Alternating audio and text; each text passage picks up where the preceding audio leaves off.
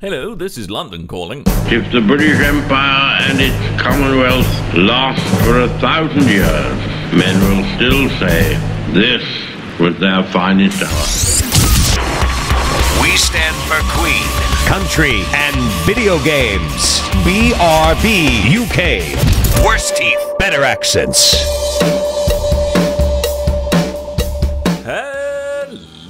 Hello, and indeed ahoy hoy, ladies and gentlemen, and welcome to episode 309 of BRB UK. I am Dan, I'm a host of this thing, but I don't fly solo, no sirree Bob. I like to surround myself with people as equally as insecure as myself to make myself feel better. One of those people is Coleman. Hi! And the other person's Tim. Hello! Together we are a psychological train wreck, but also a podcast. Like a depressed Voltron. Or Megazord, depending how old you are. So chaps, how are you? Yeah, I'm Yeah. definitely alive. Great conversation starting there, Tim. Let's see if I've better luck with the other one. Coleman? I've been great. I've been swinging around New York in my fancy red and blue spandex tights, whipping over here and whipping over there. It's been amazing! And may I ask, how is Spider-Man on PS4 as well? What's Spider-Man? Exactly. I just know you love just getting dressed up in spandex, just trying to terrify Donald Trump around the streets of New York. Swinging around New York. Swinging in the breeze. Can I just say, I'm not going to go into details why, Donald Trump amazes me still with the degree of absolute douchebaggery arsehattery that he manages to exude. Well, thank you, Dan. I do try just for you. I try to make sure that I am a huge douche. I'm the biggest asshole, I'm the hugest asshole. He's such a cock. Still a joke. Anywho, Destiny 2, I tried to speak about this last week. I've been playing it some more. I will attempt to talk about it again later on, but will probably not be allowed. Good luck. So, as with anything, people always try and glitch into areas of games that they shouldn't be, well, not shouldn't be allowed in, that's the wrong way to put it, but aren't designed to be roamed around in that fashion. And some bright sparks, after the release of Destiny 2 Forsaken, managed to glitch their way into the raid and find a raid chest, so they got some of the raid loot early. And how was the raid, Dan? Well, it kicks off tomorrow at 6 PM. Oh, so you didn't manage to glitch into the Last Wish room? No, I refuse to. Oh, okay. It's like having your rice pudding before your broccoli. Exactly. Surely you just mix those two bowls together, my friend. No one wants that, do they? Well, Bungie have a new box quote at least, so... It's like having your rice pudding before your broccoli. BigRedBarel. So yeah, some players glitch into it. They're allowed to keep their ill-gotten gains, but they have closed that particular loophole. Apparently they've inactivated those raid chests. I don't know if that means they're going to be reactivated in time for the raid. I chuffing well hope so. Not that I stand any chance getting anywhere near that anyway, because I was afflicted by another bug, damn it, Coleman. Oh no. I know. There's been cases in the past where people have managed to glitch their ways into areas of Destiny where they've not been allowed or gained access to items that they shouldn't have yet. And Bungie have been quite strict with dishing out punishment for those things. So what's changed here? How come they let everyone keep their...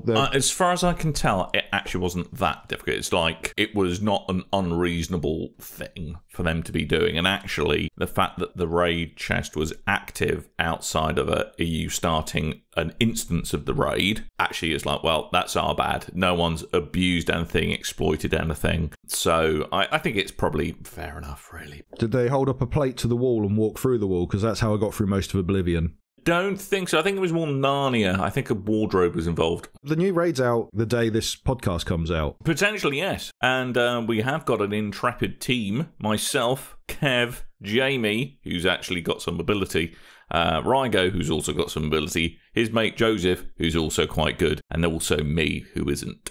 Are you like the Coleman of this team? Well, I'm quite good at making tea. I'm there for moral support and knob jokes, basically. Damn, I don't even have that. I mean, if you need someone to just jump into the chat and do Arnold Schwarzenegger impressions for a bit, then I'm your man. Unfortunately, it's not on Mars, the raid, which is secretly... Oh, I know. that's not as fun. I know.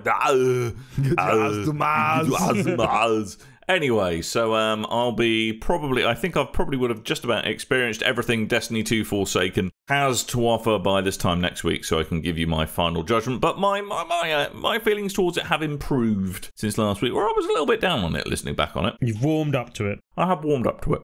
Like a fart in the bed. No. I was going to say more like Stockholm Syndrome, but... Like pooping your trousers on a long train ride home. To begin with, it's quite uncomfortable, but over time, it just becomes a part of you.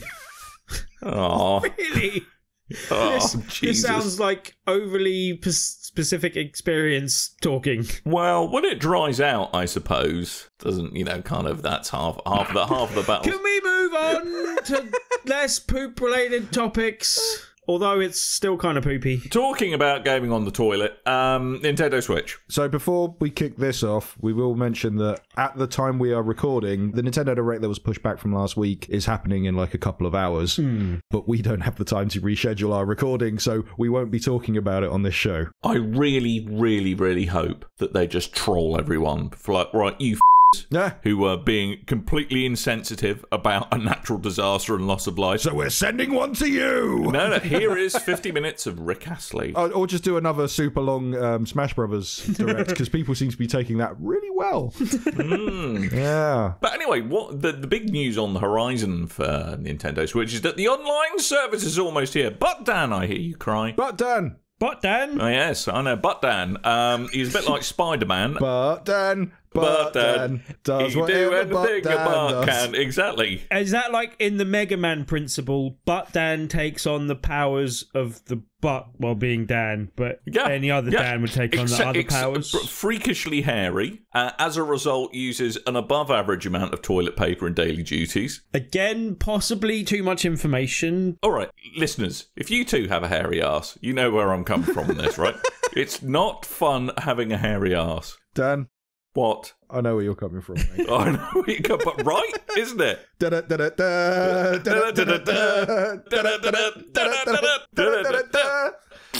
Nintendo Switch. Yeah, Nintendo Switch. Online. But Dan, I hear you cry. But Aren't you Dan. the 8th boss in Mega Man X3? No, I'm not. The online service, the confusing thing is everyone goes, well, I can play games online on my Switch at the moment, so what's the big deal? Well, because you won't be able to after Tuesday, the 18th of September. Because that is when Nintendo Switch Online is being launched, albeit with a 7-day free trial from the Nintendo eShop. That's a really weak free trial, but anyway. Yes. So here's what you get. A 12-month subscription to Nintendo Switch Online is £18, which is very reasonable.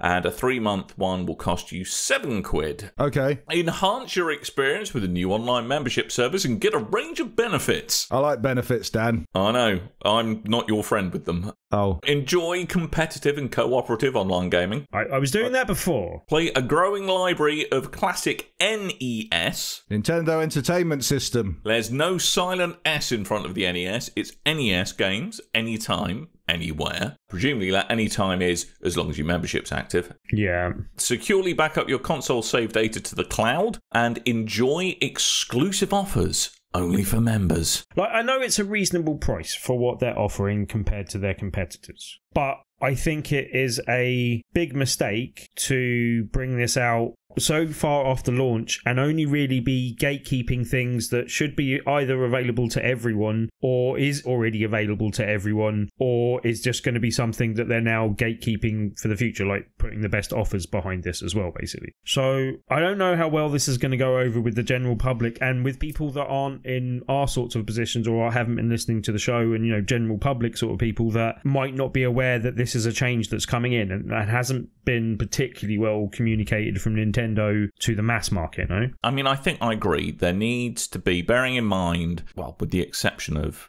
PlayStation, actually, having an online service that starts off free and then you start paying for is a very different value proposition than if you just ask people to pay for it in the first place. Yeah. Which is why I think PSN actually got off to a really bad start in the PS3 era, because they should have just taken a leaf out of Microsoft's book, and if they wanted a decent, well-resourced online system, they should have just said, right, okay, nominal subscription fee just to help it run itself. But I think you're right. With Switch, I think they're really going to have to lean heavily on the extras that you get, which really haven't been communicated at all. I mean, I don't know about you, most of the things I play on my Switch are single player or same couch co-op stuff rather than online things. And although it's only 18 quid, which that's less than £2 a month, which isn't bad, I still want to know what I'm going to get for that. But the way I'm looking at that at the moment, that's like possibly £6 a game of Mario Kart a year kind of thing. Like, you know what I mean? I don't play my Switch online. I play my Switch a lot,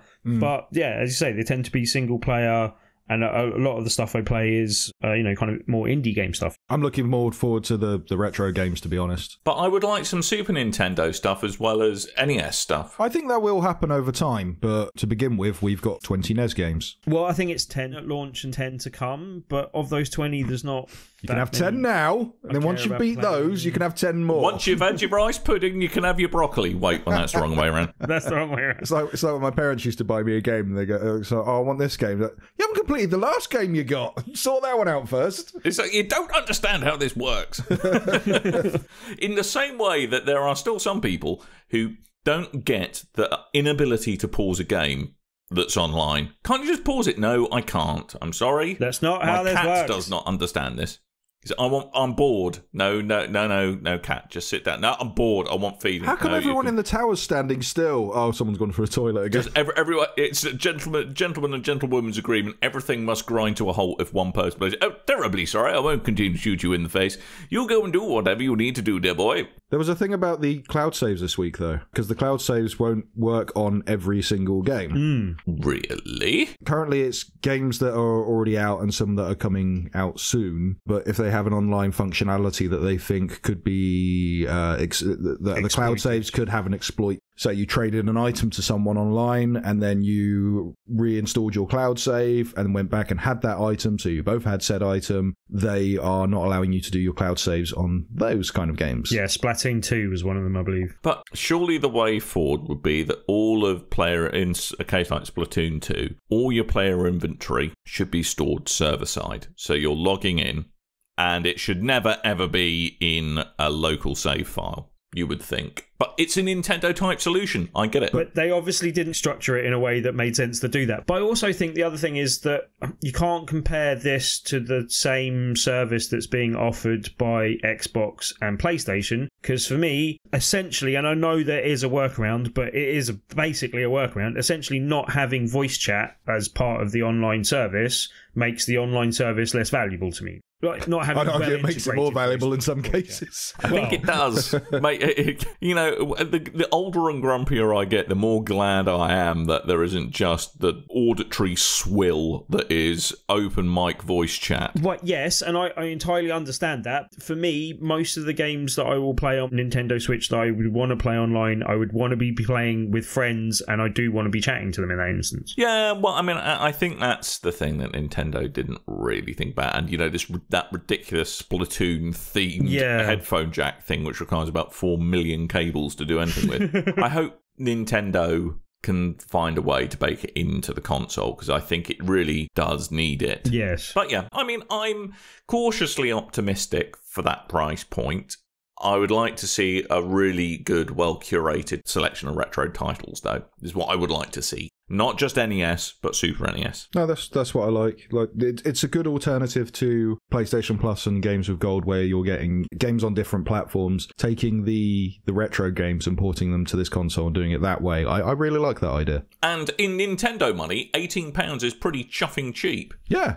they used to charge you 300 quid for Super Mario Brothers on the Virtual Console, and then you'd have to buy it at least 5 times to make sure you can continue playing it. Well, then and there's also the port tax. If you want to buy anything on the Switch that's already out on a different console, you're usually paying £5 or £10 more than the regular price anyway. Well, it's not just Nintendo who have exciting stuff on the horizon. Looks like Sony just couldn't contain themselves anymore and decided to let everybody know a bunch of stuff that's happening that they're planning on releasing, but before their big Tokyo Game Show showing. This is like 10-12 days before Tokyo Game Show. Yeah, it's not a bit like weird. A couple of days before. No. I mean, it's an odd move. not going to lie. Bearing in mind that what's their real competition at Tokyo Game Show? It's not like Microsoft traditionally have a strong showing. I suppose Nintendo, but you could argue they're going after different audiences. I actually think this was more the other way around. This wasn't so much for Sony's benefit, I don't think, as for Tokyo Game Show's benefit. I think they deliberately did this to attract a bit more attention to Tokyo Game Show, which often doesn't get as much love as some of the other big events around the world. No, that's fair. So they showed off a bunch of different trailers and playthroughs and things, and I went through and I took all the new things that hadn't been announced before for us to have a little chat about, I thought. So the biggest, well, arguably the biggest thing that's come out of the pre-presentation is Judge Eyes, or Project Judge, which is the new game from the Yakuza guys. I was about to say, it's not a slant at Ramesh Ranganathan, is it? So it's the new game from the Yakuza guys. This one seems to... Well, you're a character who I believe is a lawyer who managed to defend a murderer, or an accused murderer, who, after he was found innocent, then went out and killed more people. So he's become this disgraced lawyer and now goes out into the world and fights crime using his kung fu abilities. But also there's some private eye, no? Yeah, he's a private eye. He solves crimes. He also does some courtroom stuff, but he also has fighting powers. He's a one-stop judicial system, that chap. So what you want? He is your judge, your jury, and your executioner. Amazing. He's Judge Dredd. He's Judge Dredd. That's what it is. He is the law. This is his origin story in Japan. Something like that. I've always liked when I was a kid and they started making these Yakuza games, and I remember seeing demos of them. I got really excited for Yakuza, but they'd come out in Japan and then like 5 years later come out in the UK, and I never got around to playing them, and it's been too long now. But now I played one, and they're good little games. They seem good. So starting a new series that will come out, here around about the same time as Japan, that does excite me that I could, because I like the Yakuza style of game. I just wish I, played them back in the day and kept up with the series going forward. Although they are doing kind of reboots of the original games now, so... I've never really got into the whole, what's the name, Ace Attorney stuff and all that type of stuff. I tried. But this seems a bit more... Like, I kind of like the idea of Japanese courtroom stuff, because I don't know about you, like, I kind of grew up with a lot of American courtroom drama type stuff, but I kind of like the idea of a different culture's courtrooms and kind of getting, used to how that works and just seeing that. Having not done that through the Phoenix Wright series and stuff, like, it's something that, interests me to see through a slightly more grown-up lens type thing, Well, I can tell you that generally the long and short of it is, did you do it? No, I didn't. Yes, you did. No, I didn't. Yes, you did. No, I didn't. Here's someone who saw you do it. Did you do it? All right, done.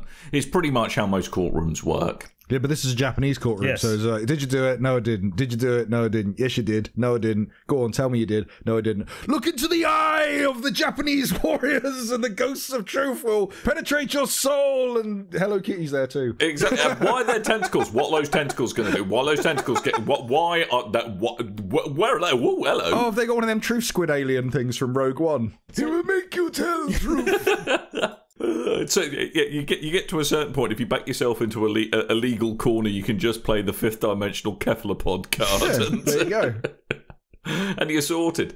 There's also apparently an as yet unnamed Studio Istolia game. Who is Studio Istolia, Dan? Well, they've been set up by long-time Tales of series producer Hideo Baba. Ooh. I know. It's some kind of cel-shaded medieval fantasy game. Again, possibly tentacles. Made in conjunction with Squeenix. When I looked into the stream before, because I went through like halfway through and then had to go back and restart it, but it was already playing on this game, and for a split second I got very excited because I thought it was that game that Capcom showed at the PlayStation 4 reveal. I went, they're finally bringing it out. I don't know what it is, but look, it's here.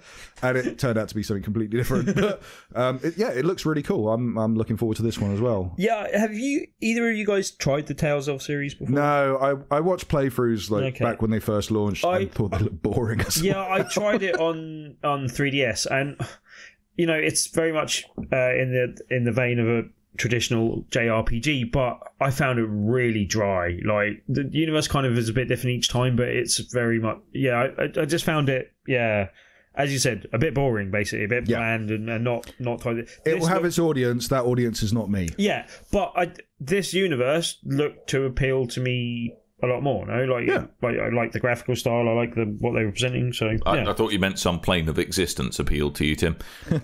No planes of existence appeal to me, Dan. Wow. Oh dear. Well, I think we've all made a lot of progress today. Depressed Well Voltron. Coming soon to Netflix. When our powers unite, we feel like. I don't know about you. The next game, I think, was the one that I was most interested in, possibly. Apart from VR stuff, maybe. But yeah. Well, Get on with it. I thought this might interest you as well, Coleman. A game that they announced as Samurai Spirits. Yeah. Ooh, yes. But there is, some confusion over what that may be called in the UK at the moment, because apparently it's going to be called Samurai Showdown in America.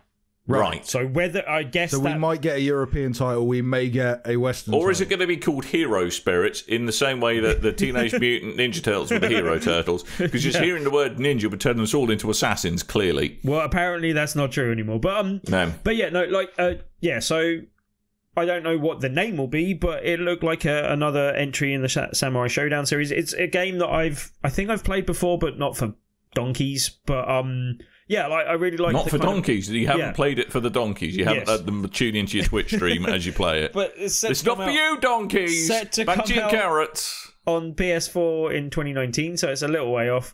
But yeah, set in 1787, so 18th century stuff. The trailer shows that's when you were born. More weapon-focused, weapon-focused fighting game. So yeah, obviously the kind of weapon comparison draws a comparison with Soul Calibur, but a lot of people were saying quite rightly that the art style in what they were showing here looked a lot more like Street Fighter 4. There's a reason. Street Fighter 4, the ink look, wasn't it? Yeah.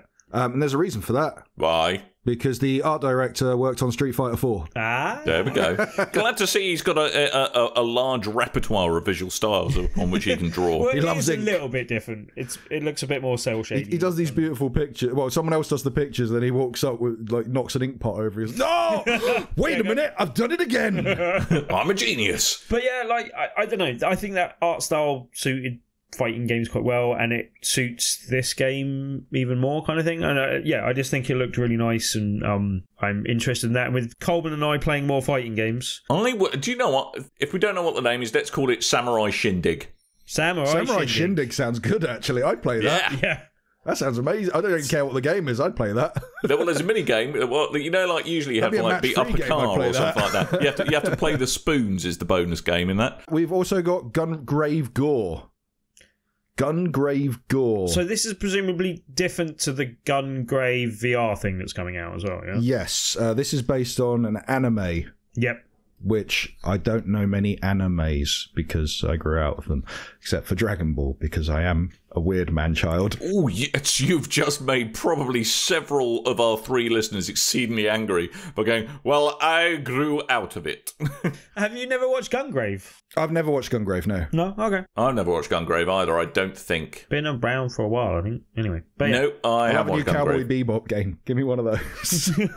Anyway, so this is going to come out in Japan in winter 2019, but we don't know what the dates will be over here yet. But yeah, it was a teaser trailer, so we don't really know much about the game itself. Info. But it's based on that anime. If you're a fan of that anime, you got something to look forward to. You lucky, lucky scoundrels. You lucky scoundrels. While you're waiting for your Samurai Shindig. Yes, Dogfighter. Another beat 'em up. Dogfighter 2. It's a dog baiting ring. Yeah, it is. It's a remake of Street Fighter 2, but with questionable taste. Yeah, I think you may have both misunderstood the word dogfight. Do you know what? I used to have a game called Dogfight, and I booted it up so excited, and it turned out it was a plain game. Well, Coleman, you can relive your childhood dreams because this is exactly that. It's an arcadey-looking flight combat game set in World War II. Oh, Tim, you can play that on novice mode, mate. You'd love it. Yeah, but I have to say, I actually like the look of this. This looked like a bit more arcadey and a bit more the style of flight game that I usually am drawn to be honest. Isn't Ace... I know all these people disappear up their own bloody arses when they talk about Ace Combat, but isn't Ace Combat fairly chuffing arcadey? Last time I checked, you couldn't strap 352 missiles to the bottom of an F-16 unless I'm... No, it's semi-realistic in that sense, at least. You don't get that much stuff. Right. Well, I say semi-realistic. It's probably more than in real life, but actually no, there's a lot more than in real life. It's just the flares they don't give you many of. Right. If you put it in standard, it's arcadey. If you put it on expert, it's harder, but then the people that play it like to treat it like it's a proper flight sim, but it isn't a proper flight sim. Well, a lot of people were complaining on the video that even in the expert mode, it doesn't look like the same level of control that you used to be able to get in the previous games. So I don't know if I'm that's not getting into that. I've already had my rant on that. Yeah. I see the letters VR approaching in the agenda, so I'm just going to load up the comments for that to amuse myself while you're talking to yourself. But yeah, we've got 2 new VR experiences. One that Tim will probably be more excited for than the other. But the first one is, it looks like it's going to be a free giveaway, but Kingdom Hearts VR experience. Okay, when I saw this on the agenda, Yep, you swore. I was like, what the f*** was my... Well, there was 4 words you didn't care about mushed together in a sentence that gave you dread, I imagine, yes? It's just... Is there nothing that Kingdom Hearts won't sully? I mean, to be fair, they just do games this far. Now they're going to sully VR, and you don't care about VR, so what are you moaning about? I'm conflicted. I'm looking forward to this. So it's meant to be like a collection of different scenes from the various Kingdom Hearts games, and VR mashed into that. We don't know how that works exactly, but I'll give that a go. It's like reality on your face. I'm hoping they use it as like a kind of best of catch up type thing, so you can get ready for for Kingdom Hearts 3. Because I don't think I've got the time to go back and play the previous games before Kingdom Hearts 3, but I do want to play Kingdom Hearts 3, even though I'll be lost in the lore of what happened previously.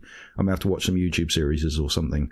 But the other one that Tim's most probably more excited for, because I've seen him play the former, Everybody's Golf VR. That is coming in 2019. Everybody's Golf. Not Everybody's Golf. That is great. Yes. Well, I bought that and talked about that earlier this year or last year on PS4. And yeah, good little game still. But it's... I'm slightly confused by this news because they didn't seem to have much details on exactly what form that would take. They seem to be indicating that it might be playable on the show floor at TGS, so we might see more after that. But yeah, it's a weird one because it's generally a game you play in third person. I've played a mini golf type game in VR, and that was okay. It didn't add massively to the experience, but it was just nice to have an option to do so, kind of thing. And I guess that's going to be the same in this. But yeah, I'd be interested to see if they do give you the option of switching to the first person perspective, or what control methods they go for as well. Well, surely it's more about kind of the appreciation of the 3D space and kind of how give you a better idea. I'd imagine when it comes to putting, it's no. But right, okay. But for me, it's actually more interesting, and the reason why I talk about the camera is it would be more interesting what they do with the control method options, because obviously you can play on the pad and that's no different to how you're playing before, but I'd be interested to see if they give obviously not aim controller integration but move controller integration, because that you could easily swing as a golf club. See, then I'd want to play that. Yeah, exactly. and that actually adds extra functionality to the game and makes extra sense to be in VR, and that's why I'm interested to see exactly what form this is taking. Because if it is just the game with a VR patch in the same way that they've done with other games like Wipeout and stuff, then that's kind of cool, but it would be more cool if they're actually doing something more interesting with it. Although this isn't even Everybody Golf's final form. Yeah, well, but then it does become the problem of maybe swinging an imaginary golf club around in VR is more problematic than it might be worth for most people's homes. But the comedy potential yes, is good. It's high. Would be good. You need to take a break from sodomizing Ace Combat and video yourself doing VR golf complete with Virtual Golf Club. To be fair, he's only done it 3 times in the past year. Oh, Timothy. Hey, they're our most successful YouTube videos of all time. They are, but for all of the wrong reasons. I'll take it. All those downvotes, they count just as much as the upvotes. So thank you very much, internet. Really? So it's any publicity is good publicity. In the counter of the things that they count behind the scenes in YouTube, that they are mushed together. They are interactions. That's all they care about. So anyone that downvotes something, you're adding to the popularity of it. Right. Well, Coleman, do you know what I'm interested in? What's that? Points. I love a point. Ooh, if you combine your interest of points, we could call them points of interest. Right. I like railway points. A section that I used to break up the headlines and the smaller pieces of news in the agenda, but wasn't ever intended to be read out loud. But for some reason, Dan likes reading it out loud. Because I like to flag that people might find something interesting. It's like, hey, we're taking a break from your regularly scheduled drivel just to bring you something that might actually be interesting. Fair enough. So we got some release dates and some games that are already out as well, so that's kind of cool. Hollow Knight, the Void Heart Edition, which will be Hollow Knight and all the DLC. That is coming out on the 25th of September for Xbox One and PlayStation 4. Go and get that if you haven't already. Or go and get it on the 25th of September, obviously. Everyone buy a copy for Tim's birthday. Don't have to send it to him because that'd be silly. You'd have, with all our listeners, at least 4 copies of Hollow Knight. So just buy it. Buy it and play it for yourself. It would be great. We've also got Last Remnant Remaster. So this came out on Xbox 360 and PS3, I think. Well, wasn't the last one then, was it? Yeah, I remember it being on the 360. I couldn't definitely confirm it was on the PS3. But there's a remaster of that. That was announced at TGS. The TGS pre-show thing. That is coming out on the 6th of December for Xbox One and PlayStation 4. Huzzah! 1 for Tim. Yay! Which is hard for me to pronounce. Deracini. That's going into Google Translate. That's coming out on the 6th of November. That is the PlayStation VR game from the creator of Dark Souls and Demon Souls and Other Souls and Bloodborns and those kind of things, which is an VR puzzle game that is set in like Victorian England. Deracini. That's French for uprooted. Ah, okay. I thought you'd enjoy that. I thought I did. A slightly different meaning to that, but good. I want a more Chinois sounding name for it. Deracini. Okay, that'll work. Brilliant. Also, for some reason, because it completely negates the name of the title, but Final Fantasy 15 Pocket Edition. I love this. Why are they still calling it Pocket Edition? Is now out on Xbox One and PlayStation 4. My comment on the agenda is moron. This was a mobile game for iOS and Android that came out, and it's like a small, more polygony type style version of Final Fantasy 15. Apparently, it had some quite ugly and aggressive microtransaction-y stuff to it. It most certainly did. And people wanted it on the Switch, which made sense to have a Pocket Edition on the Switch. And for some reason, it's come out to Xbox One and PS4, where Final Fantasy 15 is available, by the way. Yeah, so just buy normal Final Fantasy. Presumably it'll cost you less money. I think this will cost you, well, maybe less money in the long run, but if you wanted to pick it up and play it, I think it's like a free download. But the game's coming out on... Actually, no, I think they are charging for it, because they said something about 40% discount for day one or something. And looking at the trailer, they haven't even really up-res the textures from the mobile version either. So if you want to see gloriously blocky textures in spanking 4K, this is the game for you. That'll be out on the Switch sometime, I think it's during this month, or later this month. I really, listeners, I want to see you playing Final Fantasy 15 on the go, if you could, with your Xbox One on your PS4 in your pocket, please, on a bus. Some trains and buses and things have power outlets now. This is why we can't have nice things, Coleman, okay? I have seen a guy on the train back when the Wii U first came out, with the Wii U plugged into the power thing, just using the controller as essentially what would be the precursor to the Switch. Oh. And lastly, there is a Forza Horizon 4 demo, which is out now on Xbox One and the PC, which Dan has finished downloading. I downloaded it quite quickly. Okay. It's 28.4 gigabytes if you want to download it on PC. Tim will have to remember how to turn the Xbox on so he can download his version. I have to remember how to Xbox. Yeah, and I will play Tim's version. Do you know what really messes you up if you use, because playing on the Switch, what messes you up is that the A and B buttons are the wrong way around. It always messes me up. I don't think you can play Forza Horizon 4 demo on the Switch anyway, Dan. I think it's okay. Yeah, you should be safe. Oh, shut up. Are you quite done being obtuse and ridiculous? Well, you butted into the bit of news about that. Hey, I know I'm heavy, but don't call me obtuse. Switch. What? That doesn't even make any sense. It's a joke. It's like I'm obese, but it's obtuse. It's me not grasping the English language properly. Okay, right. It's a ruined joke now I've explained it. I know, but all the best jokes do need explaining. That's what I find. Do they really? Yeah, they do. I don't know, it sounds a bit patronising when you... Oh, but that means talking down to someone, Tim. It sounds a bit patronising Patronising is just posh for mansplaining. Let's face it. Yeah, pretty much. Basically. I mean, do you know what patronising means, Tim? I mean, if you want, I can help. I can put my hand up every time I'm being patronising to you. Some sort of visual indication would be handy, just so I see it coming, you know? Right, I'm loaded up. Thoughts Horizon. Oh, I can have a nickname. You're not supposed to play games while we're talking on the show, Dan. Bantosaurus Rex. Yes. Bantosaurus Rex is a great name.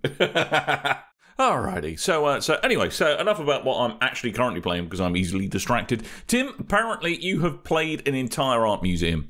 Yes. Well done, sir. Anyone doesn't know, we're talking about the V&A, and we're talking about the V&A because they currently have a video game exhibition on which I went to visit on Sunday. It's available until the 24th of February, I believe, so it's still available if you're going to have a look. February, my favourite month.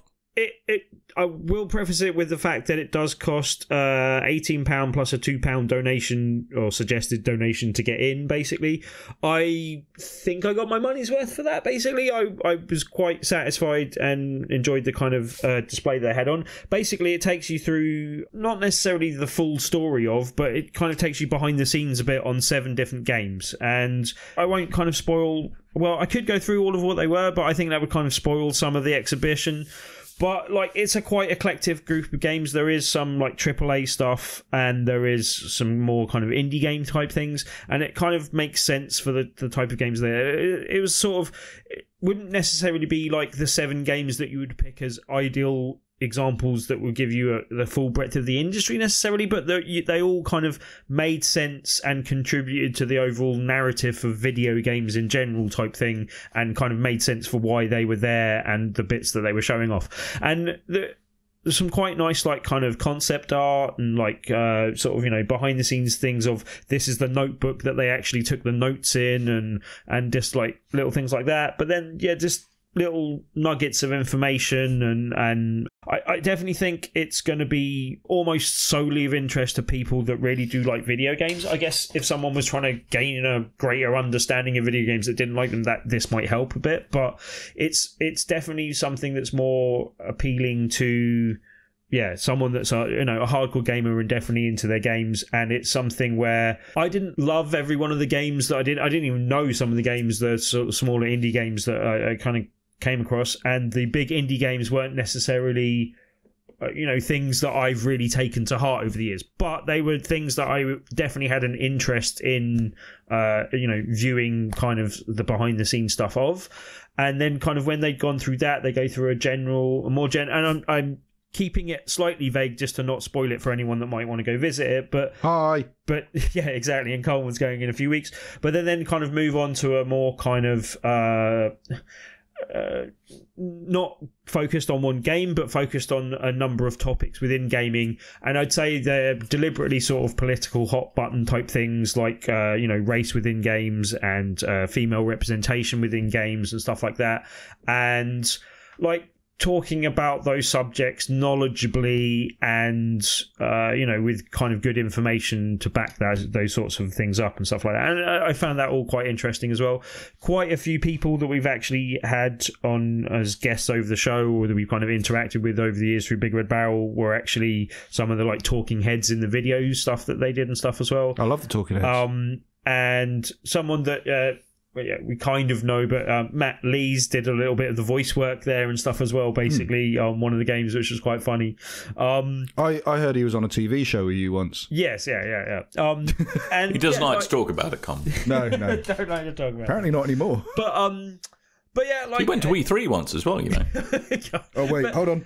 But this saying, it was quite nice. And then also at the end, and not to spoil it too much, but there's some more not kind to spoil too much, but here's the ending. Well, no, but there's more kind of hands-on practical stuff. You don't actually get to play the games that are available in the exhibition, which I think would have been a nice thing to add near the end as well. But there's some more kind of how to describe them without giving anything away. More kind of out there sort of hands-on experience. Right, to give you an example. Is David K. Schickner just wanting to be touched by everybody? Is that what it is?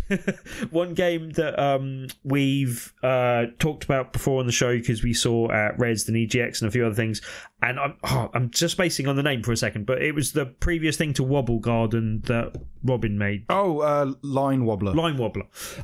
And yeah, that's available to play, and it was really nice to see that in an actual I can't remember that. museum exhibition type stuff. And yeah, that was available to play, and they had a couple of setups there.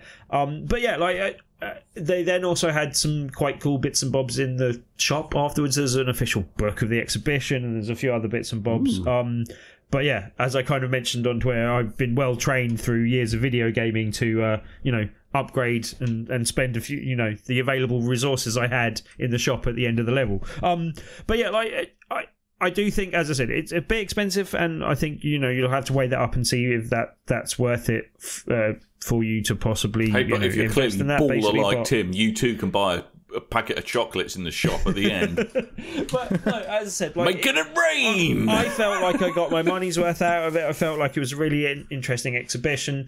I feel that if you go there and some of the games are stuff that you really are into, you'll get even more out of it.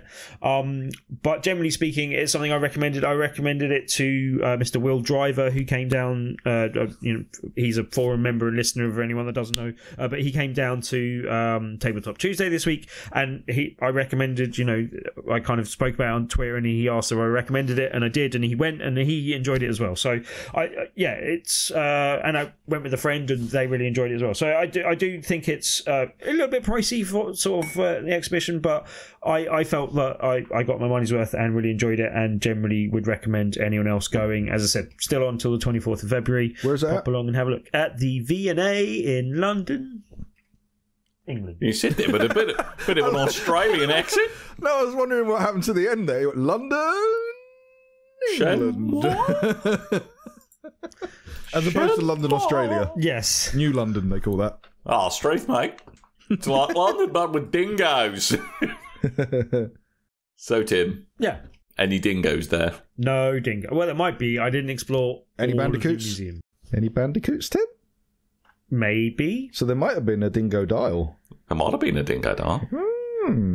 It's one of the bad guys in Crash Bandicoot. It's a dingo with a crocodile tail. There's no Crash Bandicoots. Big teeth. No Crash Bandicoots. I can confirm.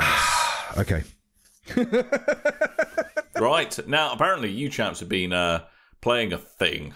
Looks Finally! Like Grand Theft Arachnid is how I want to describe it. It looks so good. It's so good, Dan. It is Marvel's Spider-Man, exclusively out on the PlayStation 4, I believe. So hit me with your slightly disgusting orifice juice that you can turn into a web.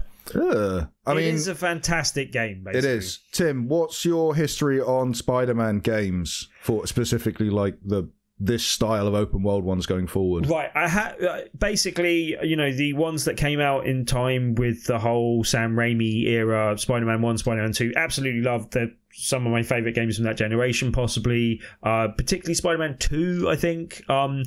Didn't play many of the subsequent ones after they kind of moved on from that license era. I think the only one I've played in recent memory was an absolutely abysmal Amazing Spider-Man game on the 3DS. I was out on the 3DS, yeah. 3DS. That was terrible. Like, I was trying to play it for a review, and it's the one game that I've turned around to the person we had editing at the time and went, I cannot finish this game. I will review it and give it a 1 out of 5.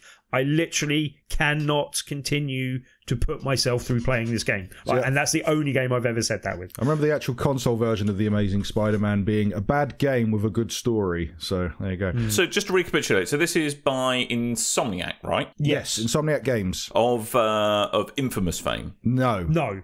A lot of people make that mistake. Yes. Because you think they That's go Sucker from one Punch. to the other. Is indeed Sucker Punch, you're right. It's because they made Ratchet and Clank, and Sucker Punch made Sly Cooper and those games are usually People get they're those muddled quite up. closely associated. Hey, I've been schooled. That's fine. The last most relevant game that they actually made, Sunset Overdrive. Oh, which that's was what I'm a thinking of. very underappreciated game on the Xbox One. Which I remember people playing and said, these guys would make a pretty good Spider-Man game.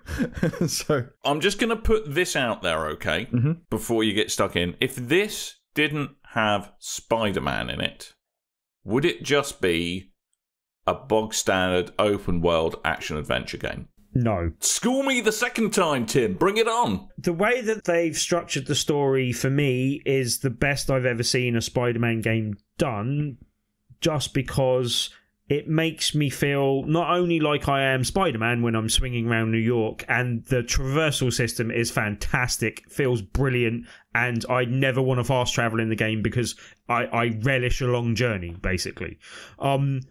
But the story structure and everything not only makes me feel like Spider-Man in those instances, but also makes me feel like I'm having to balance being Spider-Man and Peter Parker. And there are elements where you're going and doing like scientific researchy type things in the lab and kind of just living a bit more of Peter Parker's life. I also think they've taken the very sensible decision, and a lot of these things you could argue have been aped and copied from Spidered. Batman Arkham series, basically. And but they've learned the lessons and taken away the stuff that they should have done. Like, set it in its own universe so that you're free to do what you want. And like, the setup of the story is that you're kind of assisting Otto Octavius in the lab, and basically you're, well, more broadly speaking, you've been Spider-Man for 8 years since you were like 15. You're 23 now. You're kind of out in the working world. Your Mary Jane is your ex, you're not presently with her. Oh, snap! And a couple of Spider-Man's greatest enemies that you know that kind of define Spider-Man are not yet realised, kind of thing, which is unusual, I would say, by this stage in the Spider-Man's kind of story. But the impending doom that you get from working alongside Otto Octavius, I think, is really clever, because it's a character that most people are familiar with from the Spider-Man universe, and so most people will take that away as, oh, this is going to go horribly badly. And there's a lot of foreshadowing in the kind of the story with him and stuff like that. There's even a nice little fake out, like very early on in the game. There's like a lab accident, and they're going, oh, what's going to... Nothing happens. Nothing happens. Oh, there's a poisonous radioactive spider. Nah, just joking. That's all kind of just building you up for that. And I really like the way the game is structured and the way it like passes out the different kind of bonus content and stuff like that. So do you spend bits of the game playing not only as Spider-Man, but also Peter Parker? Yeah. That is something I wasn't expecting, to be honest with you. Yeah, and not only that, there are, and I won't spoil it, but there are other characters you take control of at different points in time for short periods as well, and that just helps break up things a bit. But as much as I don't mind those sections, and I like the fact they add to the variety, but I think that the greatest thing that they do is make it even more of a kind of relief and a great feeling when you go back to being Spider-Man. And I think Coleman's in the same boat, where part of the joy of the game is just wandering around New York and, you know, picking up crimes and doing all the mini missions and just flying about and just feeling like Spider-Man, basically. Yeah. What I find is this game, though, very beautiful, very very fun to play. It is like they're building on the previous Activision games.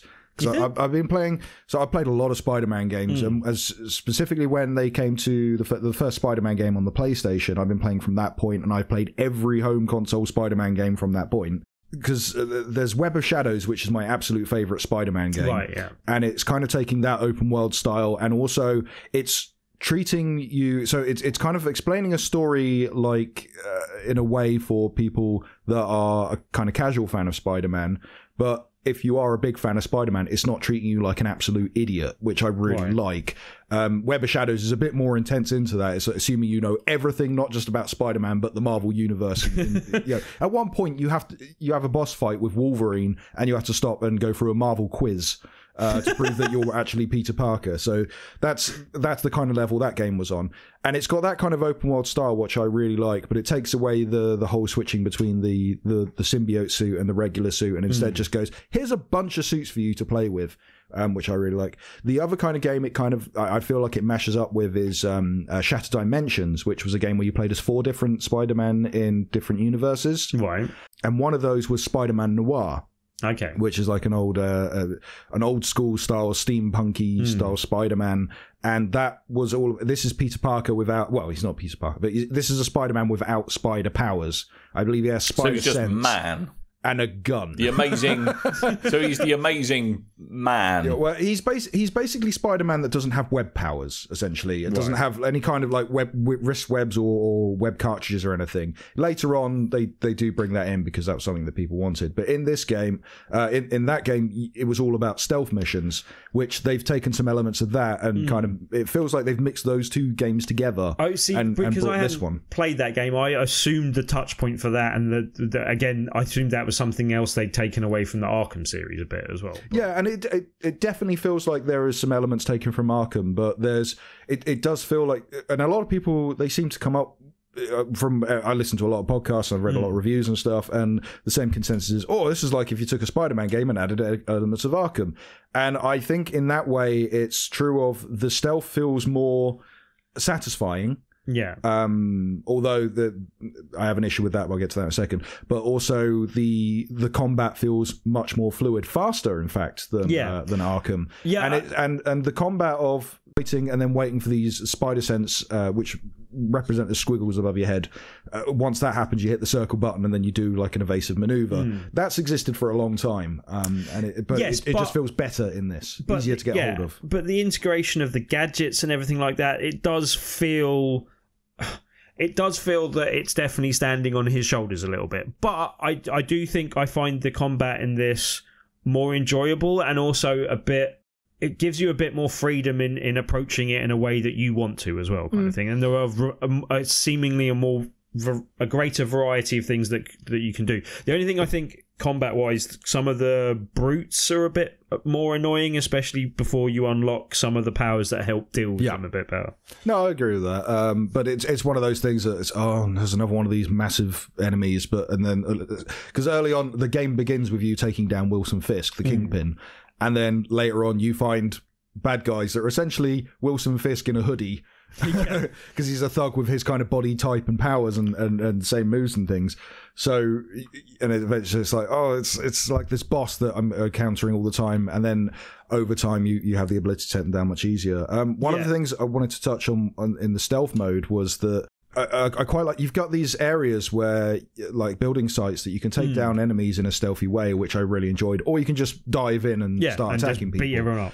But no matter what happens, you could go through and take down everyone on that area. It will still go wave 2, and then the stealth area, it's over. It suddenly goes into you're fighting absolutely everyone. There's no way of going back into the stealth mode from that point. So that bit I didn't like. I would like to go through the whole thing in the stealth mode. I think you should be rewarded for your stealth, basically. Otherwise, I really enjoy it. I'm really enjoying the game. I have gone a bit nuts into the side missions and the photo mode, which was patched in day 1. You spent so much time in that photo mode.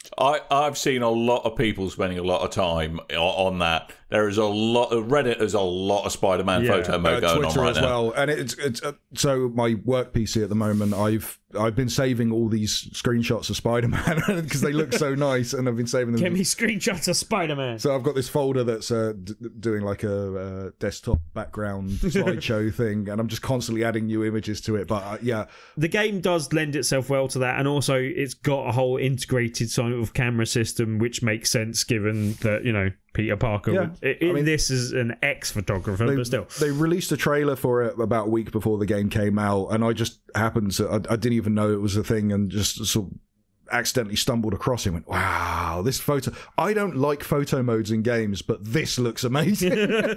Also, I'm going to mention one other thing, because a few people I've spoken to haven't come across it yet, but there are secret photo opportunities throughout the world as well, basically, that you just aim your camera at. When it goes green, you take it, and then you know that it's something that you could have taken. The only one of those that I've found so far is the Statue of Liberty. Just to give people a pointer, it might be the one to go out and take a photo of. But yeah, like I think, as I said, like there are minor gripes with the combat, but one thing I really like about like not only the combat but other elements of the game is if one element like the traversal or the combat is harder for you than others, you can use the upgrade system to circumnavigate that being as much of a problem for you. And yeah, like I love the traversal system. It's got some real depth to it. It feels like in the previous games, it felt like, and by previous games I'm talking about the previous ones I played. Like I can't remember if I played Spider-Man 3. I assume I did, but I just don't remember anything about it because Spider-Man 2 occupies too much of my headspace. I think it wasn't good. But that swinging felt kind of like it couldn't really happen in the real universe type thing, because you weren't attaching your spider webs to anything. Whereas this feels much more like you have to know or have to have some awareness of the point that you are trying to swing from. And I think that just gives it a lot more depth. And then they've given you the kind of control methods and like the zips and stuff that you can do to get round that and make the traversal so that you can easily get round the city quickly, basically. And yeah, it's such an enjoyable game and so well made and so well structured, and yeah, just like really gamer friendly in a lot of the way that it's set itself up and gives you the option to do what you want when you want, kind of signpost things well when it's like go out into the world and do side missions type thing. So it's a straight up without hesitation recommend then. I'd go as far as to say it's a must buy. Like even if you're not the greatest Spider-Man fan, it will help make you more of a Spider-Man fan possibly, and just the traversal combat and structure of the story is so good that it's worth seeing, kind of thing. However, if you don't have a PS4 or you're holding out for a PC port or something, Web of Shadows, I'm telling you. Yeah. God damn, that's a good game. You heard it here last. And if you play it on PC, it's very pretty. Of course, as many things are. Anyway, right, Tim. Yes. Complete the following sequence for me. Friday, Saturday, Sunday, Monday. Wednesday. Happy days. And a partridge in a pear tree. Tabletop Tuesday, Tim. For anyone that doesn't know, each and every Tuesday we do an event called Tabletop Tuesday in the Loading Bar in Dalston. Each and every Tuesday we have a different feature game. If you play that feature game that evening, you have a chance of winning a copy of the game at the end of the night. Tonight's game... See, I'm so used to doing that at the event. But this week's game and this coming Tuesday on the 18th of September's game is a game called Peak Oil, which is a kind of monetary kind of focused game, kind of trading game type thing, but of extra interest to us because it has red barrels in the game. Huzzah! It's on brand. It's got some really nice artwork. It's definitely worth checking out. Come and have a look and have a play for free, and then possibly win a copy for free at the end of the evening. There are more details up on BigRedBarel.com in the top left-hand corner, or you can come along and join our meetup group on meetup.com. Search for Tabletop Tuesday. Jolly good. You should do that. Yeah. And also, just while I'm mentioning loading bars quickly, I didn't talk about it on the show, Dan, because it's VR, and I know how much that you'll hate that, and I'll save it for the VR show, which we'll hopefully have a new episode of soon. But I did get to go to the Windlands 2 launch party at the loading bar in Shepherd's Bush, and first time I've been to the one in Shepherd's Bush. It's very nice. You should visit it. But also, Windlands 2 the launch party. Thank you very much for having me along, guys. It was nice to play a bit more Windlands 2. That's shaping up very good. I'm looking forward to it coming out on PSVR, but it is out now on Oculus, and it was the #1 VR Oculus game yesterday, I believe. So. Nice. I I heard you ran into my friend Steph and she told you to kick me off the site. I did point out that means we would have no content. That site would probably cease to exist. Yes. Hi, Steph. Yeah. Anyway, before we get into Big Red Barrel infighting and drama erupts, we should shout some people out for being kind enough to stop by and say hello. And in a break from tradition, I'd like to say thank you to Gworth from the iTunes section of the iTunes, who describes us as a must podcast. Hey. A must podcast, not a must listen, a must see, must download, just a must podcast. Must podcast. Must podcast. That's what we say before the studio lights come on. If you ever see us before the curtains go up, that's what we just say. Come on, must podcast. Must podcast. Must podcast. Come on, boys, we have to podcast now. Must and podcast. Tim's like, what, chaps? It's just complete role reversal. It's amazing. He extols the virtues of joining us lot for a weekly dose of video games and occasional humour, but that's minor content. So, yes. But thank you very much. Thank you. And from the forums, I'd like to say thank you to Stealthy Joe and Rid Cully's Hat. And for Twitter, I'd like to thank Nelly, Mark Fraser, Ian, and Will Driver. And for anyone didn't know, Ian visited us last week, I believe, at loading, and Will Driver came down this week to visit Tabletop Tuesday. Thank you very much for popping along. And while we're mentioning it, Mr. Stealthy Joe was also there as well, so nice to see him as always. Wowza. Yeah. Good. And on Facebook, thank you as always to Freya Goddard, and thank you to Ed Udria Price-Machka. Good. What did you just say in Bulgarian? Not telling you. And also on YouTube, thank you to Same Kitschy Kisike. Yes, so anyway, with that full bevy of shout-outs, thank you all in all for taking the time to write something nice about us. We should probably go. But not before I extol you on the virtues of going to BigRedBarel.com or internet/.thing/BigRedBarel of your favourite social media site of your choosing. Oh, can I request, if you're playing Spider-Man, at Big Red Barrel or on Big Red Barrel on Facebook.com, go and show us your screenshots, because I'm really enjoying the photo modes. Show us your screenshots, la la la la la. I don't care if the internet's getting sick of them. I want more. Get me photos of Spider-Man! Oh, Christ. Anyway, that's it for a show. I've been Dan. I might have been Tim. I have been Coleman. Can't think of a funny thing to say. Yeah, you have. Are you quite done, Buttman? J. Jonah Jameson is like done as Alex Jones, and it's hilarious. Yes. Oh, he's brilliant. He adds a lovely level of flavour to swinging around the sea. That Spider-Man menace. He's putting chemicals in the water. He's turning the frogs gay. Yeah, he's basically doing his own podcast and just ranting at things. Mainly Spider-Man. It's great. Excellent. Thought you'd like that. So thank you ever so much for listening, one and all. And until next time, dear listeners, toodle bye.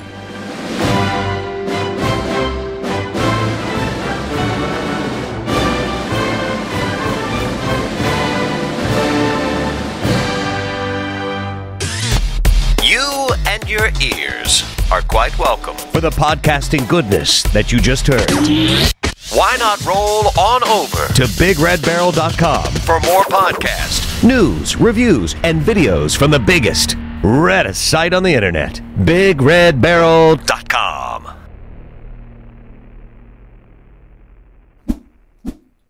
It's either going to be Spider-Man or I could do the Destiny upgrade. So I know what you're like. You're going to buy Spider-Man. Well, you could turn me around on this. I mean, there's still time down. So in Destiny 2, can you wear red spandex and swing around New York on webs?